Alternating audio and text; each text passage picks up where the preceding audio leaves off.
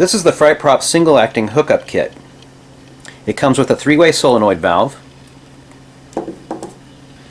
2 male push-on fittings, an elbow, a debris filter for the exhaust, and 20 feet of polyethylene airline. The valve comes in your choice of 110 volt, 12 volt, or 24 volt.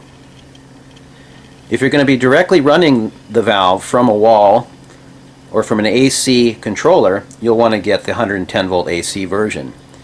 If you're going to be running the valve from a controller that supplies 12 or 24 volts, you'll want to get that appropriate solenoid. You'll take the 2 push-in fittings and put one into the bottom for your air in from the compressor. And on the other side, you'll put the other one in for your air out to your cylinder or just to simply blast air. Above the air in is where you'll put the exhaust or debris filter.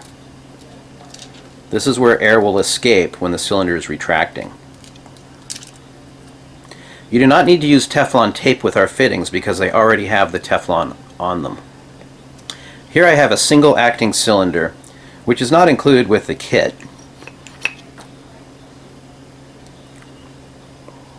You'll take the elbow fitting that comes with the kit and install it into the single acting cylinder. You'll use some of the provided airline to push in to this fitting and into the out port on the solenoid valve. When the solenoid is activated, it will push air into the cylinder, pushing the shaft out. A spring in the single acting cylinder will pop it back in when the valve is disabled. You can also use the single acting hookup kit with a double acting cylinder.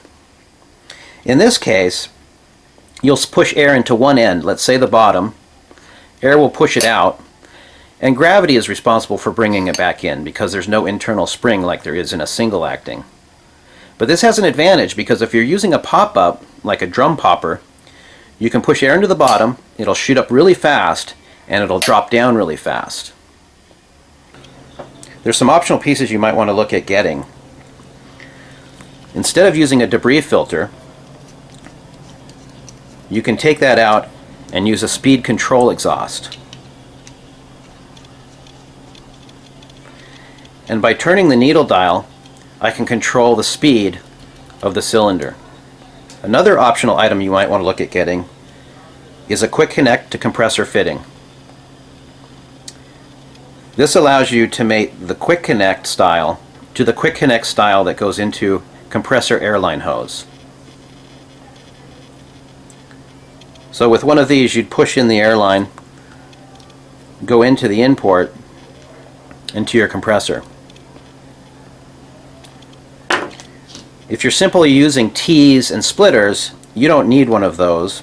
You can just simply install it to the T and keep going down the line until you get to your compressor and use one there.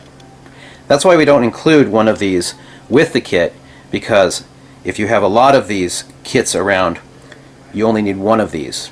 You don't need one for each kit.